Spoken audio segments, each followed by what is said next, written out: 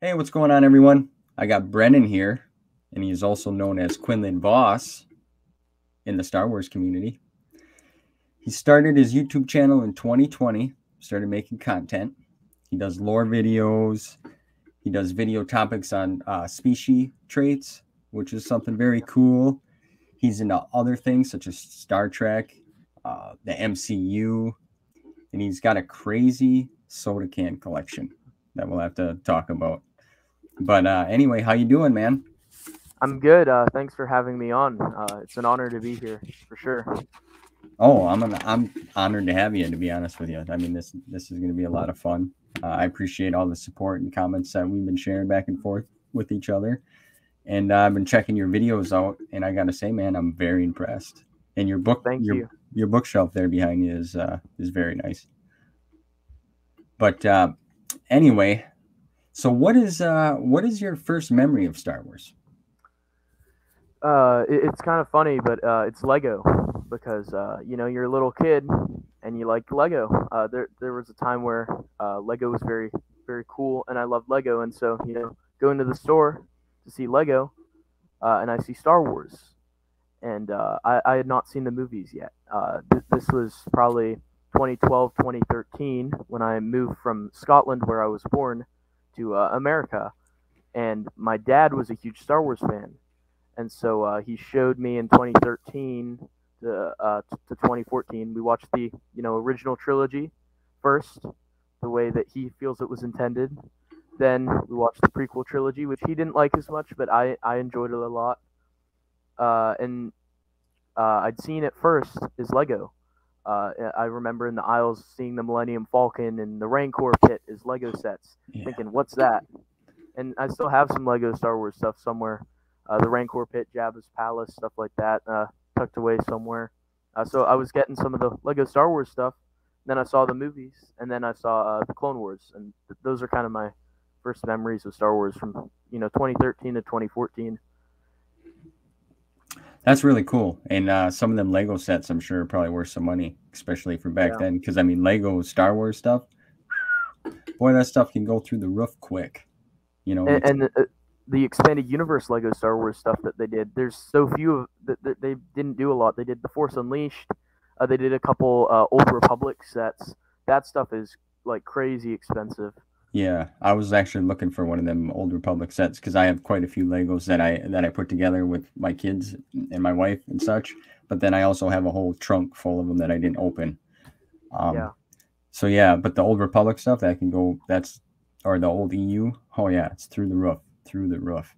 and there was a Darth Revan uh, Yeah, Lego that they did that was only at like Toys R Us in a little bag. That like that goes like really expensive. yeah, for sure. So is the Legos something that triggered your interest more into Star Wars, or was it after watching the films with your dad?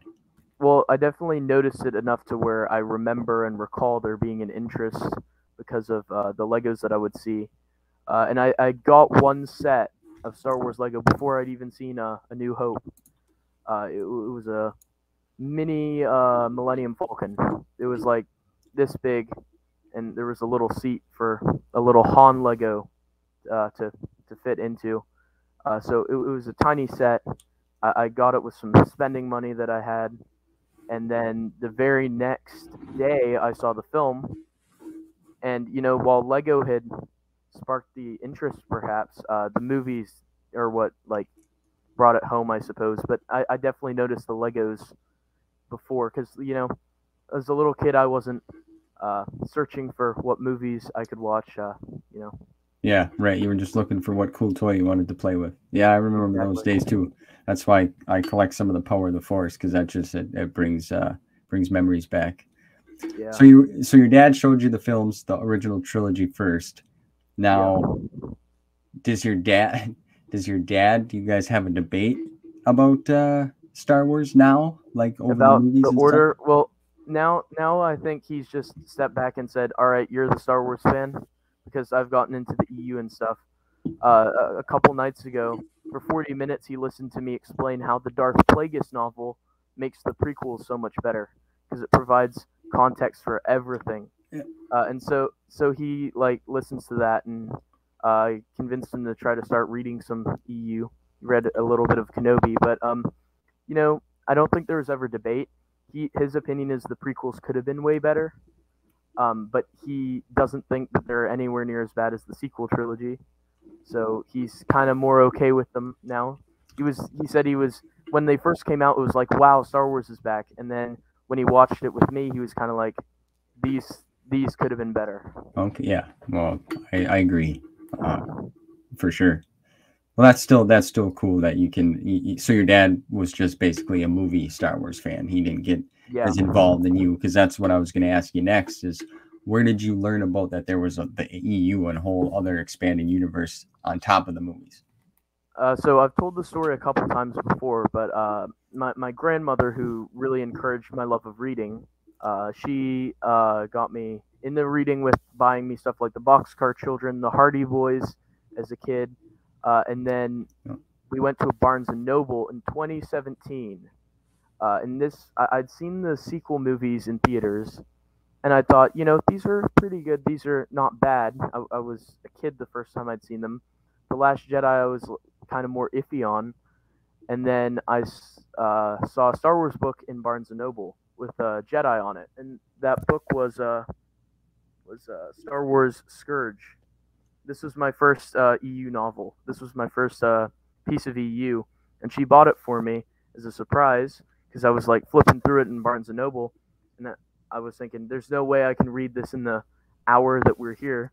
So I read a couple of chapters, really liked it, put it back on the shelf, and she went back and picked it up and bought it for me, which was really cool.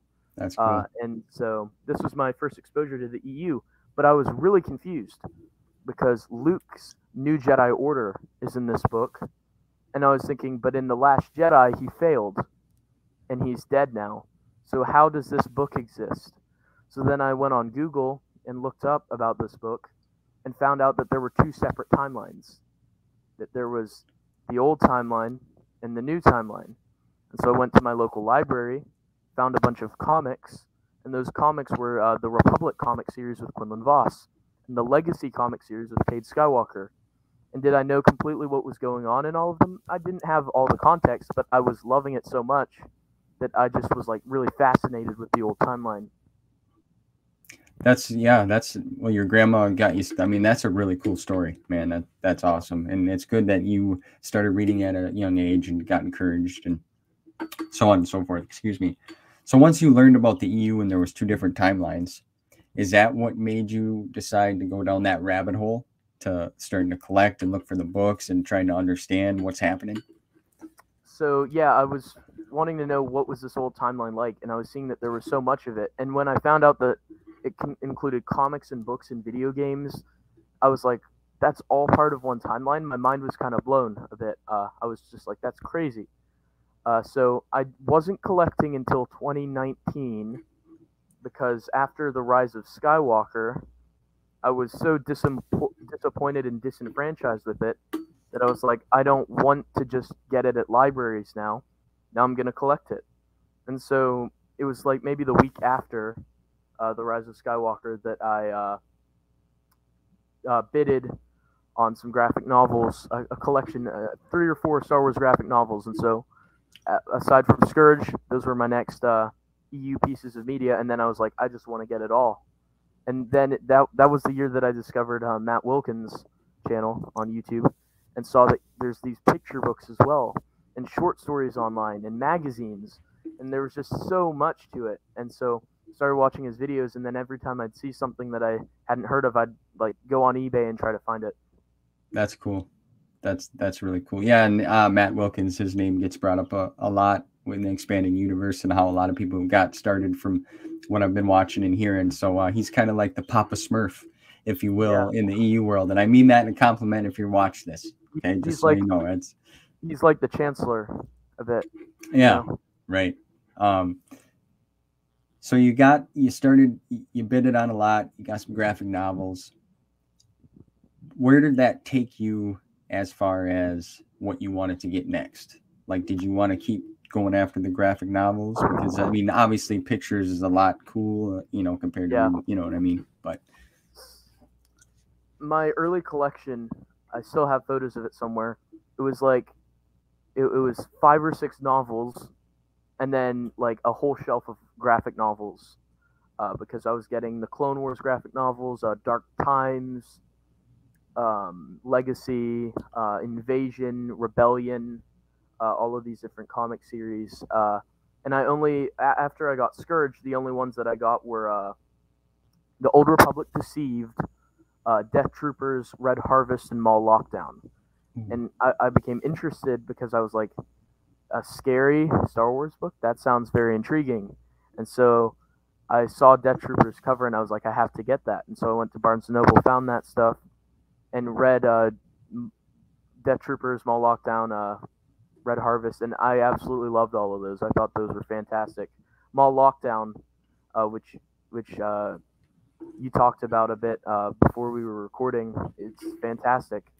Oh yeah, it's fun. I loved it. I read it a few times. I really want to get it in hardcover, just to have it. It's got really cool art on the back cover of the hardcover. Yeah, like with some really cool Maul art on the back cover. Yeah. And I've tried to, and I've eBayed it, looked at it, and it's like, man, I don't want to spend that on that book. It's kind of like, but then you see it other times where it's like, we'll say anywhere from $5 to $10 shipped, and it's coming from a Goodwill, and it could be have this and that. So there's, does it have the dust jacket, or so it's. What did you think of Red Harvest? I want to ask you this because I really I thought that was a fun, good novel, and I thought it was pretty dark and cool. I mean, when I read Red Harvest, I thought my first reaction was that it was better than Death Troopers, which a lot of people hate Red Harvest. Red Harvest is like the one that people don't like of Joe Schreiber's Star Wars stuff. Yep. But I read it and my mind was blown the whole time. I was like, from the opening where he makes the one bounty hunter have to, the Sith makes the one bounty hunter have to eat the other bounty hunter's head. I was like, that isn't even zombies, and that's like really twisted and dark and making these Sith so scary. And then the zombies riding in the rib cages of tauntauns. There's just like some crazy stuff in there. And the bit where one of the Sith students decapitates one of the zombified Sith, and it picks up its own head and throws it, and it latches onto the Sith's arm and infects him. Like, that's just ridiculous, silly, crazy. It was so much fun. Yeah, there might be spoilers here a little bit, folks. So but I mean, the book's been out a while, but yeah, I really liked when they were trapped in the space shuttle there, and they could hear them all making noise outside. Like, that was, I mean, I could just picture that. That'd be freaky, But I really enjoyed Red Harvest too. I would compare that, to Death Troopers. Like, it's, to me, they're both one and the same. Really, they're just great stories. So I just wanted to ask that because I know a lot of people don't like Red Harvest. And the whole backdrop of it too, on this like frozen, dead planet, just gives it such an eerie vibe. Yep. The covers are great for them as well. The hardcover and the paperback. Yeah. The different covers. Yeah. Yep. Yeah, I'd like to actually get all the Old Republic books in hardcover. I loved all of them. So that's something on the list too. So you went to Barnes and Noble, you were finding them, you were eBaying them. What made you decide that you wanted to start your own channel and revolve it around? I know you do, Star Trek and MCU stuff as well, but like your Star Wars based is really good in the content you have.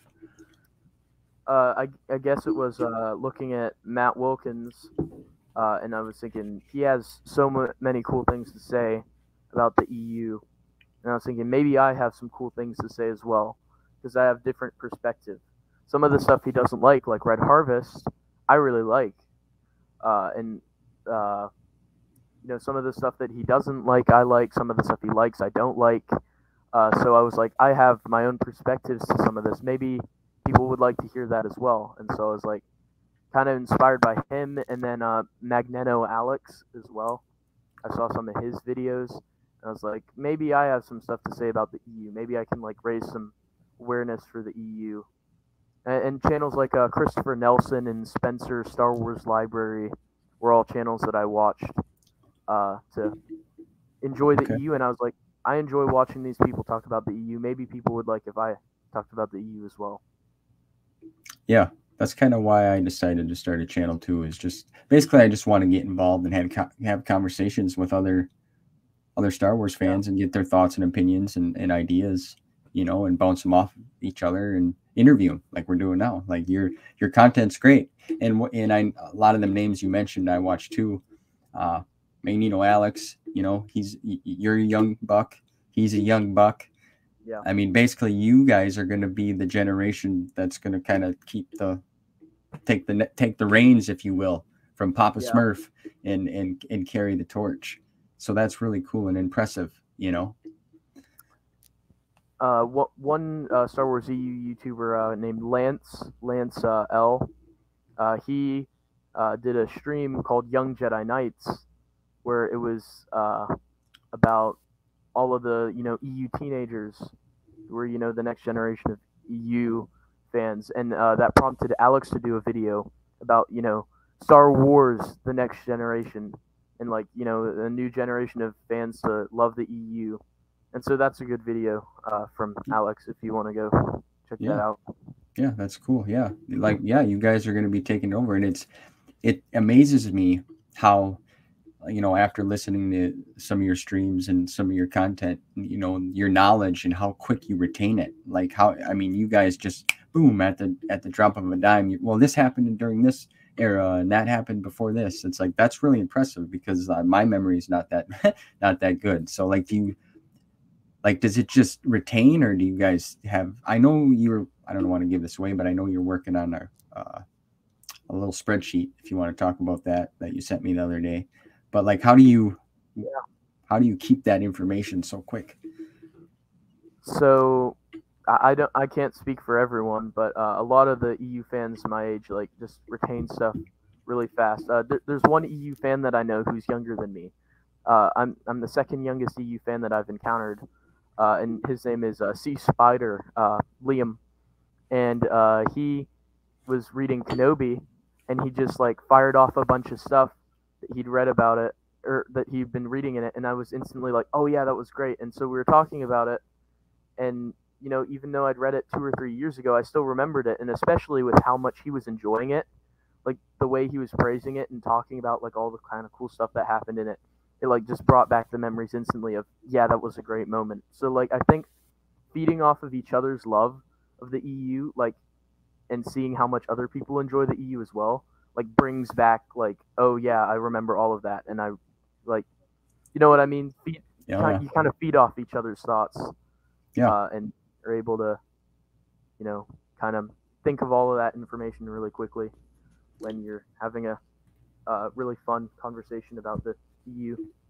Yeah, I can see that, and I listen to you guys, and it helps because I didn't realize this ran that deep in the lore in the books and stuff until later on, So I started reading in chronological order. I don't have any of the comics or the short stories or none of that because I'm learning about all that stuff in the novellas. So I mean, I just finished up the Darth Bane trilogy this morning, so I'm gonna move on to Darth Plagueis. I know Marcel wants me to read the Tales of the Jedi, which I do, but I want to get the Plagueis out of the way, and then I'll go back to it. What did you think of the end of Darth Bane with the tease that maybe spoilers that maybe Darth Bane isn't gone? What did you think of that? How did you interpret that? Because I know it's kind of controversial among EU fans. What is that implying? Is he really not gone? Because that left hand was tingling. Well, it was cool, but then on the other hand, it's like, well, that book was out how long ago? They didn't do nothing with it, where there's nothing in between. So I mean, that stinks. But then it also leaves room for imagination, and who knows what happened in the future. Maybe they will dig into that. The author Drew Karpyshyn has said multiple times that he would love to come back and write a Darth Zana novel, and we know a little bit of what would have happened because there was these articles online on StarWars.com called "The Sith Dynasties," and they talked about the Sith, the rule of two Sith, and how they got to Plagueis, and there's a lot of gaps, but Darth Zana trains Darth Cognis, who is, you know, in the last half of those books is a sort of assassin. And then Darth Cognis trains Darth Millennial. So it doesn't seem like, based on, you know, some of the reference material, that Bane was back, but, you know, we never really got the stories to know for sure. Yeah, I mean, who knows? Somebody could, like you said, do something with it. It'd be cool. You know, we don't know. I mean, a lot could change in the future. Yeah. So you started your channel. You wanted to get your thoughts and opinions out there and share out, you know, start paving the way with the EU. I noticed that the thumbnails and the designs of your video and the pictures that you put up when you're on a topic. How much effort goes into that? Like, that's really cool. Like, the designs you do are pretty cool. So, like, is that something you just learned on the fly, or? Yeah, so if you look back to some of my older videos from 2 years ago, it's me, clearly a very little kid, holding a shaky iPhone, like really zoomed into a book cover. And just like I had a whole video where I was talking about how I didn't like Lenore Brock as a character from Dawn of the Jedi Into the Void. Now I thought she was a bland character who didn't like develop much. And the whole video is just me with a shaky phone, just looking at the cover of Dawn of the Jedi. So, you know, I took a hiatus, and I came back and I was like, I want to make this better. I think I can do a better job. And so I started to, you know, put some more effort in, and I downloaded like some photoshopping apps and editing apps. And I was like, maybe I can like put my best effort into this. And so then I just started to, you know, experiment around and like teach myself how to do some stuff with thumbnails and make some cool effects or edits or throw images up. So I just kind of taught myself that and just kind of wanted to see if I could do better. Well, it looks great. So keep up the good work, buddy. For sure. You also like to write, like you like to write, right? So what do you want to talk a little bit about the project that you were working on that you sent me the other day? Yeah, so I have a chronological list of the Star Wars Legends EU in chronological order that has taken 3 years so far to do the 1.0. I started working on it in 2019 when I got my laptop. It was one of the first files that I opened to start doing that. When I got a new laptop for school, one of the first things I did was create a document to start work on a EU list, because I'd seen all these EU lists, but none of them were like complete, in my opinion, because I'd seen all of these different EU lists and I'd seen discrepancies between them. Some would include certain short stories, some wouldn't. Some would put certain ones here or there. And so as I was reading through the EU, as I would go along, I would like make mental notes, or I even had some notes in a notebook on where I thought timelines took place. Like Darth Plagueis, I have a controversial take. I think it should be read after The Phantom Menace, because I think you'll benefit from reading it there. And it ends towards the end of The Phantom Menace.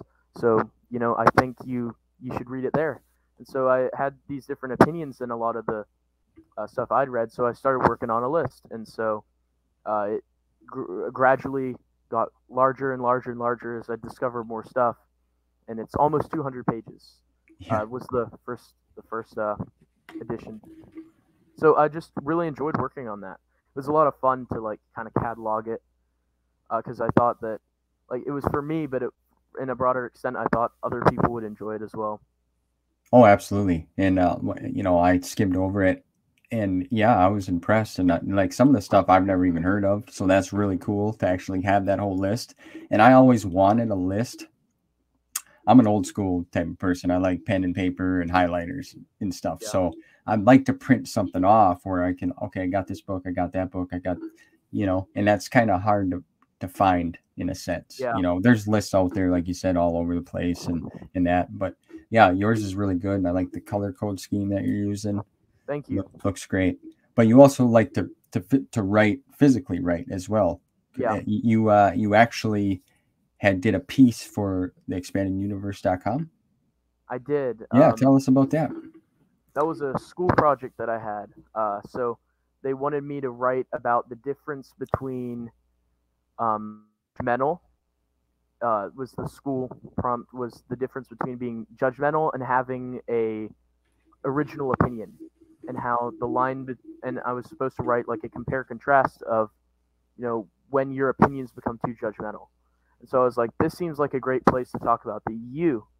So I wrote 3 or 4 pages when it was supposed to be only 2 pages, but that's because I love the EU. My teacher loved it. Got an 100% on it, so they liked it. So I wasn't complaining about that. But so I decided to write about how in the EU fandom, like, we can be have strong opinions about how the EU is our timeline and how it was canon, and we can love the EU, but at the same time, we can't start, getting toxic and hating on the people who enjoy the new Disney canon, because plenty of people enjoy it. So who are we to, hate on what they enjoy?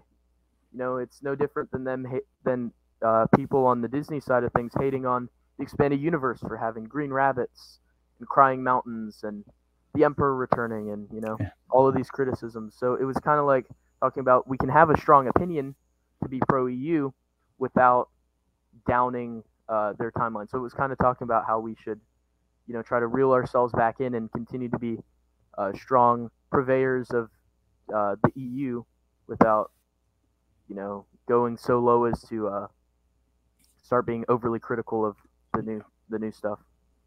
Yeah, that's a great topic and a great piece too, because I've noticed that a lot too. I do like some of the new Disney stuff, some of the shows I mentioned before. I get to watch Mando with my wife, and my kids like it.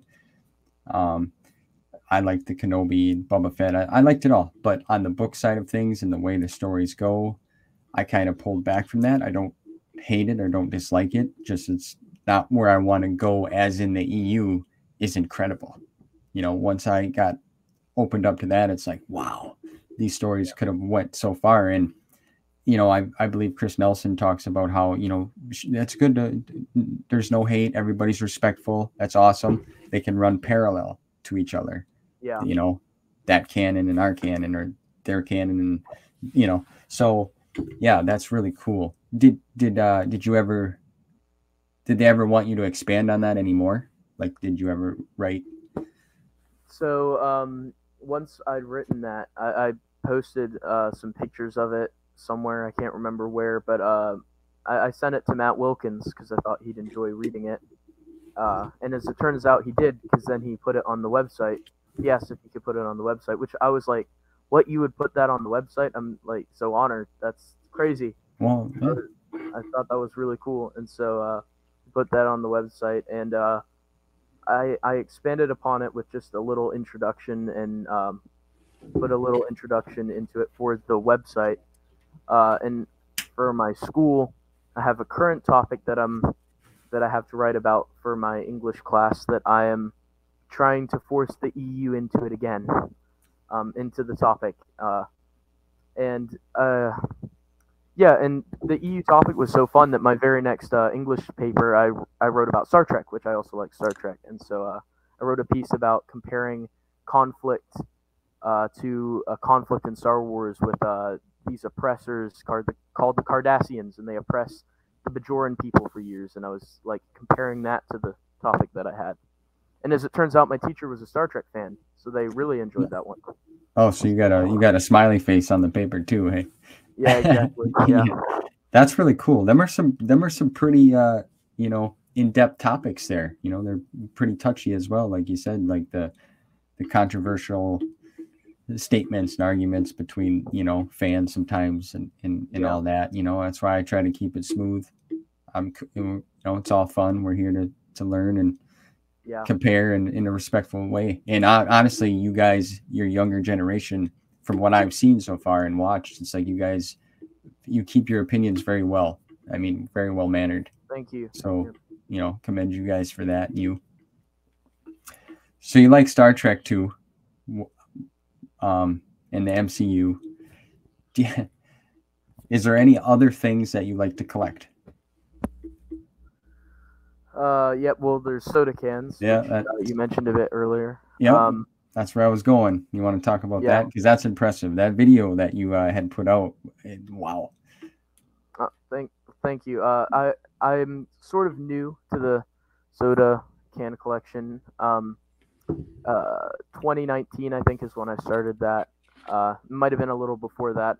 But I really focused on it over lockdown, on getting cans, uh, and collecting them, and so it kind of assembled and materialized over lockdown when we had nowhere to go. So I was like, yeah, I'll buy soda cans online.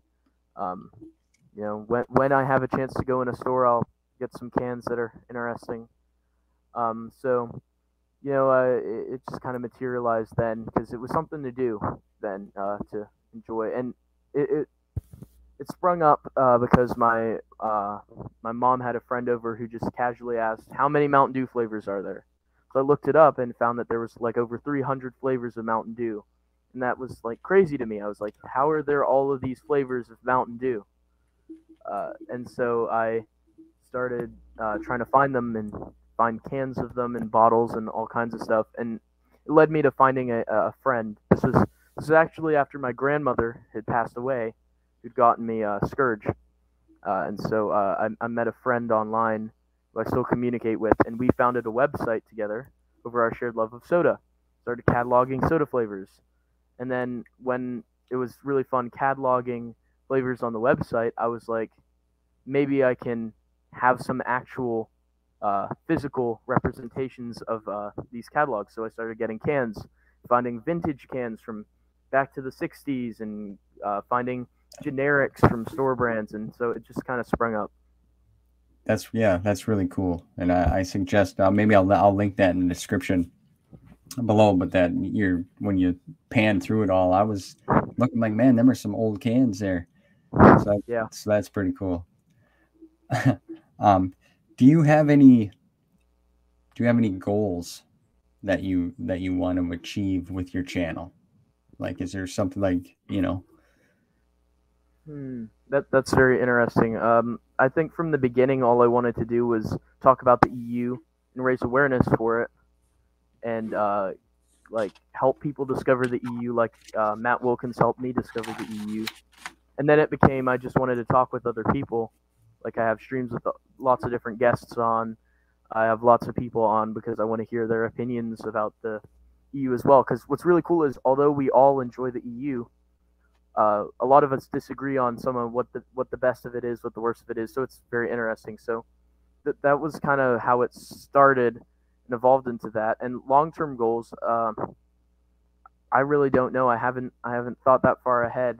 I just guess kind of keep uh, you know being a supporter of the expanded universe, hopefully helping more people discover it. I don't know. That's very interesting. I hadn't really thought that far ahead, but I guess just to keep supporting the expanded universe, making the content the best that I can create, and trying to continue evolving it and see where it goes.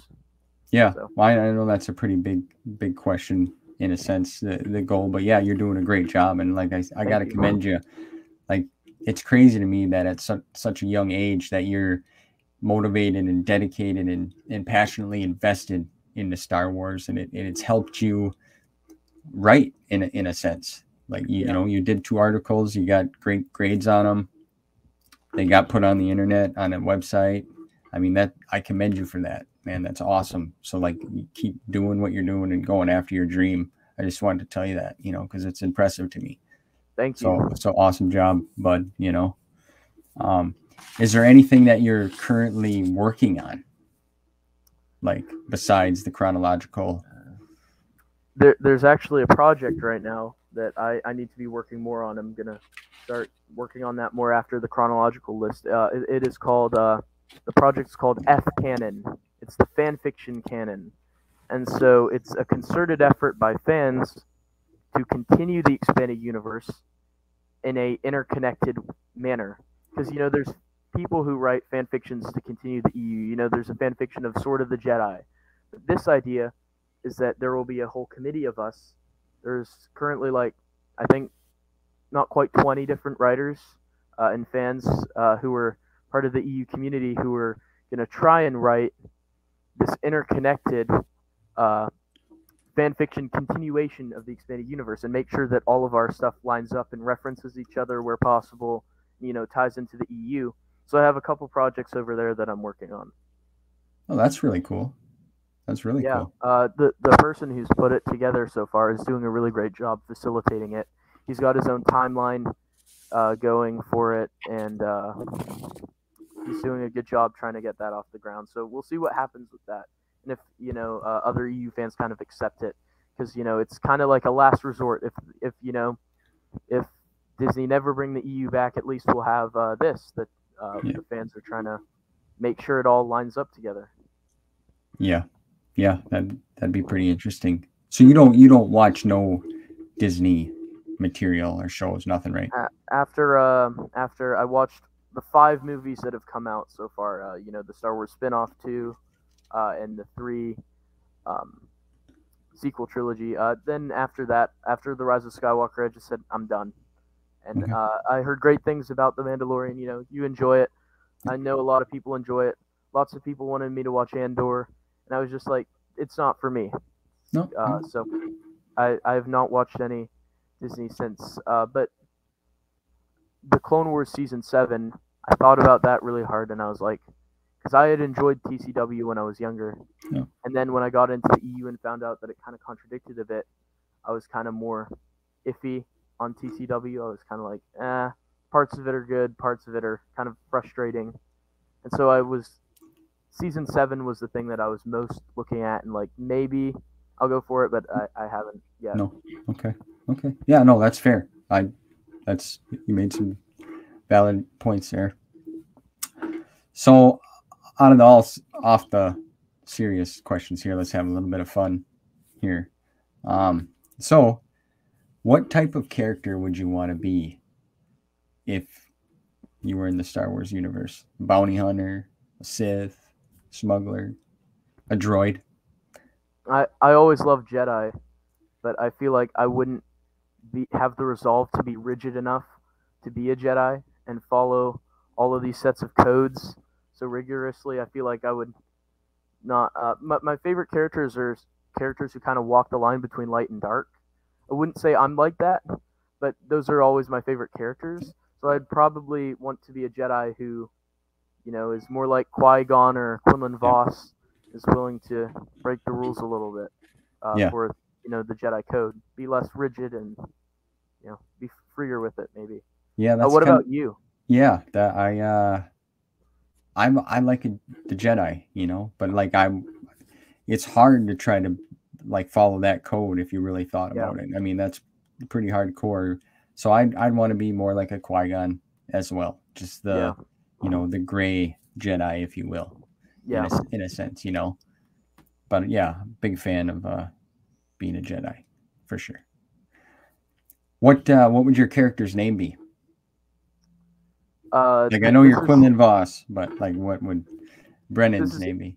This is interesting because what do you know about Supernatural Encounters by Joe Bongiorno? Not a lot, honestly, except from what I know. It's been brought up in some of the streams through some of you guys that I've heard. Yeah. So essentially, it was originally an article that was going to be published in Star Wars Gamer magazine, if I'm not mistaken. But the magazine was canceled, so we had to rework it for StarWars.com. This was approved, commissioned. He was Joe Bongiorno, the writer of Supernatural Encounters, was paid to write this. He has all the paperwork and stuff. But then StarWars.com, the Disney buyout occurred, and so it could no longer be on StarWars.com. So he created his own website, StarWarsTimeline.net, and put it up on there. But in his haste to put it on StarWars.com, he erased so many notes that he had for so many connections he was going to make. So he decided, since the EU isn't coming back, what if I add in all my notes and rework them and put them back in, all of the stuff that I cut. So essentially this is a mega version of Supernatural Encounters where he's taken what was originally like a couple hundred pages and stretched it to over 1,000 pages by adding in all the stuff that he cut. Jeez. And so this is going to be a massive behemoth, new EU. And so the reason this ties into the question is he was allowing people. He left characters unnamed, so that if you paid, you could have an anagram of your name put in the story That's cool. as part of, and kind of canonize yourself as part of the EU. So my family was able to help me out and be able to afford that perk, so that I got an anagram of my name put into Supernatural Encounters. So I don't know who the character is going to be or anything like that, but at some point a character whose name is Bracken Renan is going to be appearing in Supernatural Encounters, which is a full anagram, letter by letter, of my name. Just switched around the letters. That's awesome. That's a really cool name. I like that. Man, that's awesome to be put in the book, you know? That'd be super cool. It's really cool. It kind of almost sounds like it's a Sith name, or like, you know what I mean? Like it's got that. That's what I was thinking. Yeah. Darksider ring to it. Yeah, for sure. Cool. Do you I have think it's because of the harsh beginning, the Brack part of it. There's a Sith called Brackus in the EU already, so that part of it sounds kind of like I don't know, harsh, so more Darksider, I suppose. Yeah. I dig that name, man. That's cool. Have to get that on a shirt. yeah. I'm excited to see what the character's like, for sure. Yeah. It's been a long wait, Supernatural Encounters, since he began putting it back in, but we're only like a month away from it now. So cool. It'll be here soon. I'll have to dig into that a little more. Do you have a favorite character? Or who's your favorite character? Well, Quinlan Vos.